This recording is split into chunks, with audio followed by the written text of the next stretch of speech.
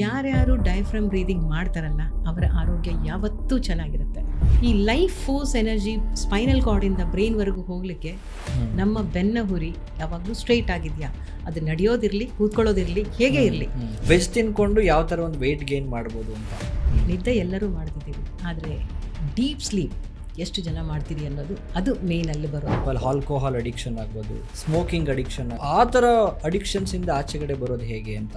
ಕೋಕ್ನ ಕುಡಿದಾಗ ಕಾರ್ಬೋನಿಕ್ ಆ್ಯಸಿಡ್ನ nothing but other form of carbon dioxide ಹೆಚ್ಚಿನ ಕ್ವಾಂಟಿಟಿಯಲ್ಲಿ ನಮ್ಮ ಬಾಡಿಯಲ್ಲಿ ಹಾಕ್ತೀವಿ. ಆ ಕೋಪ ಮಾಡ್ಕೊಳೋದು ನಾನು ಕೇಳ್ಪಟ್ಟಿರೋ ಹಾಗೆ ನಮಗೆ ನಾವೇ ಕೊಟ್ಕೊಳ್ಳೋ ಅಂತ ಶಿಕ್ಷೆ. ಖಂಡಿತವಾಗೂ 100% ಅದು. All the nuts and seeds has to be soaked for 5 to 6 hours, 8 hours ಅಂದರೆ ಇನ್ನೂ ಒಳ್ಳೆಯದು. ಸೋಕ್ ಮಾಡಿ ನಾವು ಅದನ್ನ ಯೂಸ್ ಮಾಡೋದ್ರಿಂದ ಅದರ ಎಫೆಕ್ಟು ಎಫಿಷಿಯನ್ಸಿ ಜಾಸ್ತಿ ಇರುತ್ತೆ. ಲವ್ವಲ್ಲೆಲ್ಲ ಬ್ರೇಕಪ್ಸು ಈ ಥರದ್ದೆಲ್ಲ ಆಗ್ತಾ ಇರುತ್ತೆ. ಸೊ ಆ ಥರ ವಿಚಾರಗಳಿಂದ ಆಚೆಗಡೆ ಬರೋದು ಹೇಗೆ ಅಂತ. ನಾನಿವಾಗ